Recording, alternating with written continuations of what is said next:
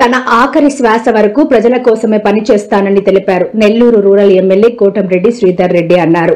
Rural ఎమ్మెల్యేను లేపేస్తే డబ్బే డబ్బు అని కొందరు వ్యక్తులు మాట్లాడుతున్న వీడియో నిన్న సోషల్ మీడియాలో వైరల్ అవ్వగా కోటంరెడ్డి దానిపై స్పందించారు. రౌడీలు గూండాలకు భయపడే వ్యక్తిత్వం కాదని, విద్యార్థి నేతగా విద్యార్థులపై జరుగుతున్న రౌడీయిజాన్ని తరిమికొట్టిన చరిత్ర తమ సొంతమన్నారు.